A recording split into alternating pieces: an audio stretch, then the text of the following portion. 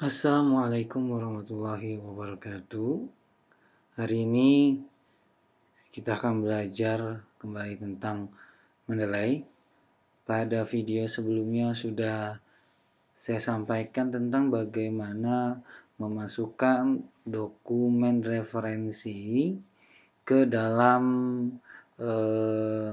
mendelay ini. Ya. Jadi kemarin ada 3 cara, ada file PDF yang kita masukkan sehingga muncul seperti ini. Yang kedua, kita masukkan secara manual, dan yang ketiga, kita masukkan hanya mengunduh dokumen pustakanya saja sehingga yang muncul nanti adalah format dokumen berbentuk RIS. Nah, itu yang bisa kita lakukan. Nah, kalau sudah kita masukkan berbagai referensi ke dalam pustaka mendelay kita, maka kemudian kita bisa manfaatkan semua pustaka ini untuk dijadikan bahan kita dalam menulis karangan ilmiah. Nah, sebagai contoh, misalnya di sini saya ingin mengutip pendapat Zulfadli. Yang paling mudah adalah kalau kita memiliki file PDF-nya, sehingga kita tidak perlu membuka dokumennya di folder laptop kita. Kita cukup klik seperti ini saja, klik lambang PDF-nya. Nah, jika sudah kita klik lambang PDF-nya, kita boleh menandai mana saja sumber atau referensi yang bisa kita jadikan sebagai kutipan untuk memperkuat gagasan kita atau untuk memperkaya wawasan ilmiah di dalam artikel kita atau skripsi kita. Misalnya, puisi memiliki kekuatan dan keistimewaan dalam bentuk pemaknaan yang dalam.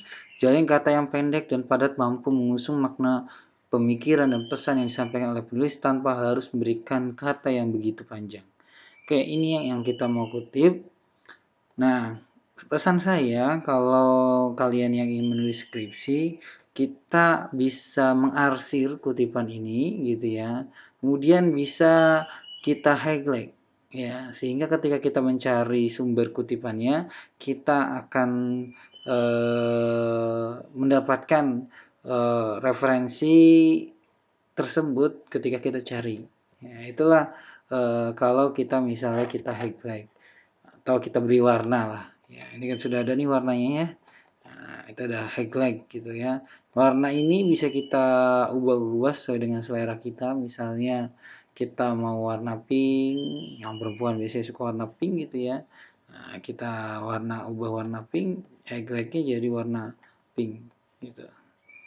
Nah, misalnya kita mau ubah warna pink, ya warnanya sudah pink. Nah, ini tentu masalah selera saja sih kalau untuk warna ya. Nah, kalau sudah kita highlight sehingga nanti kalau ditanya mana sumber referensinya, kita akan mudah mencantumkannya karena kita sudah meng-highlightnya. Nah, ini sebetulnya kebiasaan yang kalau kita lakukan di buku cetak, biasanya kita menstabilo. Nah, highlight fungsinya seperti stabilo itu. Baik, selanjutnya adalah kita copy sumber referensi ini.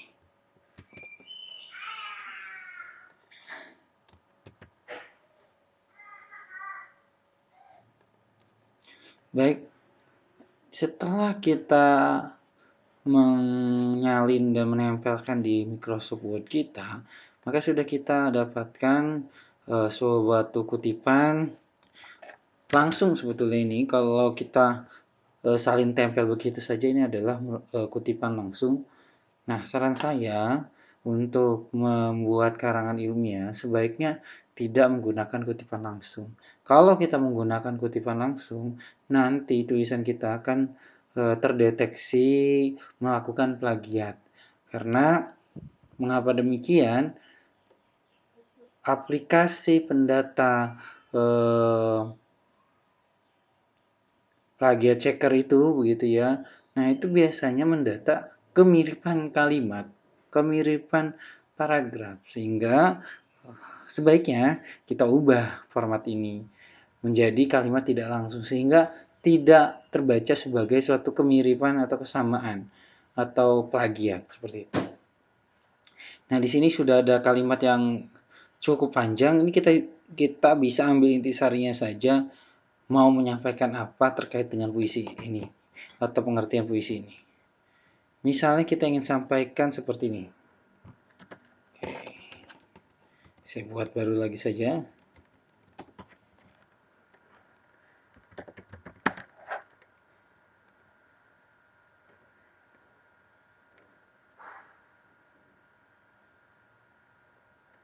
Puisi memiliki,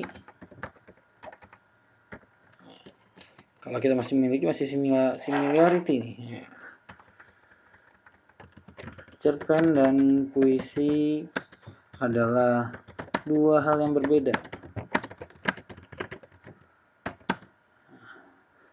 Perbedaan kedua hal tersebut dapat dilihat dari keistimewaan dan kekuatan puisi, sehingga puisi dapat membentuk kalimat yang dalam walaupun ditulis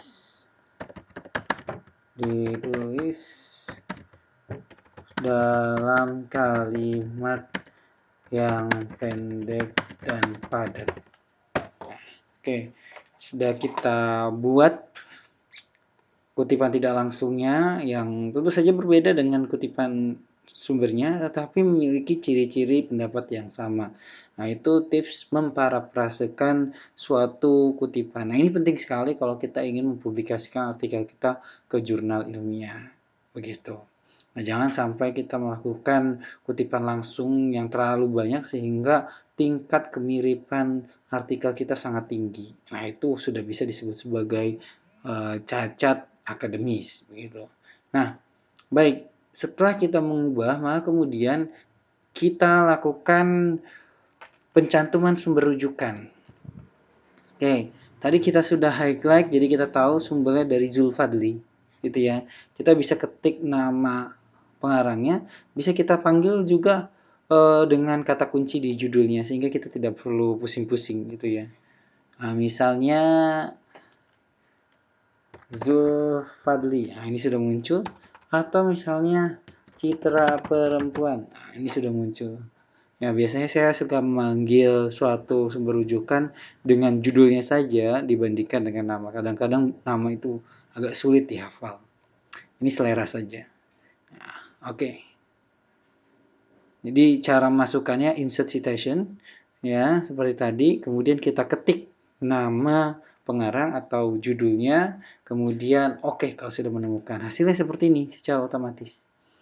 Ya, nah sekarang pertanyaannya adalah yang sering dialami oleh para mahasiswa, kadang-kadang meletakkan kata Zulfadli ini diletakkan di awal, misal seperti ini. Menurut Zulfadli. Ya. Nah, misalnya di sini ya, Zulfadli. Nah, tentu hal ini keliru cara menyampaikan seperti ini, ya. Atau kadang-kadang Zulfadli, bla bla bla bla. Ini letaknya di awal. Nah, ini keliru cara menyampaikan sumber rujukan dengan cara seperti ini.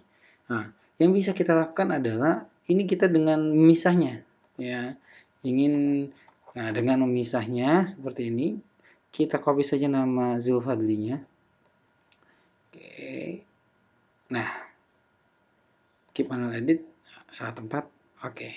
Nah, oke. Ini sudah jelas ini. Kita tinggal tambahkan menurut Zulfadli, cerpen dan puisi adalah oke, tahunnya tetap. Oke, ini sudah terlihat jelas perbedaannya.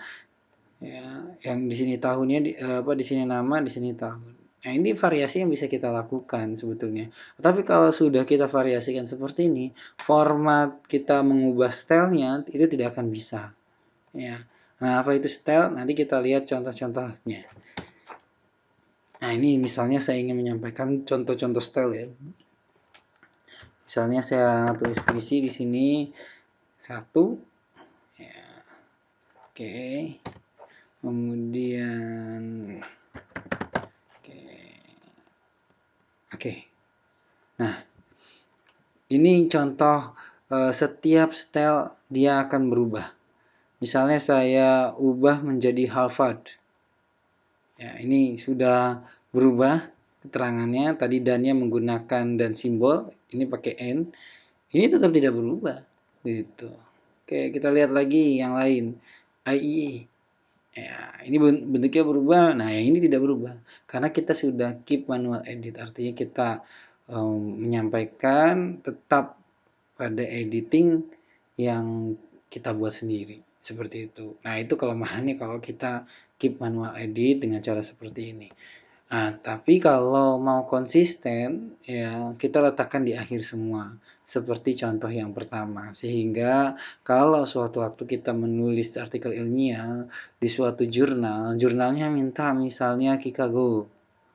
Ya, kita berikan yang Kikago. Misalnya minta APA, kita berikan yang APA. Sehingga kita tidak mengalami kesulitan seperti ini. Nah, lebih lanjut, ya bagaimana cara munculkan daftar pustaka? Katakanlah ini sudah berakhir, tulisan kita sudah bagus, sudah hebat, sudah siap untuk kita publikasikan. Kita tinggal mencantumkan sumber daftar pustakanya saja dari apa yang kita kutip ini semua. Caranya adalah masih di menu reference. Ini ada insert bibliografi, kita klik insert bibliografi, maka sumber pustakanya sudah akan muncul semuanya. Begitu. Kita lihat di sini kita mengutip 3 ya. Zulfadli, Fansuri, Tiarina. Oke. Oke. Nah, ini kita lihat, nanti kita bahas lagi ya. Sekarang kita lihat terlebih dahulu, ini sudah berurutan ya, sudah berurutan secara alfabetis, kemudian sudah sesuai dengan aturan. Kalau jurnal ilmiah sumbernya, maka yang miring adalah nama artikel nama jurnal ilmiahnya, judulnya tidak miring. Nah, ini sudah sesuai dengan aturan. Artinya kita tidak perlu mengubah-ubah lagi. Nah, yang jadi masalah adalah ketika metadatanya sudah salah di Mendeley. Pada video sebelumnya sudah saya sampaikan, kita harus perbaiki metadatanya. Kalau tidak diperbaiki metadatanya, maka akan muncul seperti ini. Ya, ini judul jadi di pengarang gitu ya. Kemudian di sini tahun jadi ada 2 dan lain sebagainya. Nah, ini perlu kita perbaiki metadatanya. Ya. Nah, secara praktis penggunaan Mendeley ini mudah sekali begitu kalau kita sudah terbiasa. Tapi kadang-kadang membiasakan hal yang baru itu sangat sulit. Nah, oleh karena itu silahkan kalian biasakan diri kalian untuk menggunakan Mendeley ini. Karena tidak dipakai sekali 2 kali. Kalau kalian jadi guru mau menjadi guru yang hebat, guru yang hebat juga adalah seorang peneliti yang hebat. Nah, kemudian jangan berhenti menggunakan Mendeley sampai kalian selesai skripsi. Bisa terus berkarya, menghasilkan sebuah tinjauan karya ilmiah yang baik terhadap realitas pendidikan di Indonesia. Atau kalau kalian seorang peneliti, kalian juga dapat meneliti terus-menerus. Atau kalau kalian mau naik ke jenjang berikutnya, ke S2, ke S3, maka hal seperti ini juga digunakan. Oleh karena itu, semangat untuk belajar, jangan lelah untuk mencoba. Ya, salam saya, mudah-mudahan kalian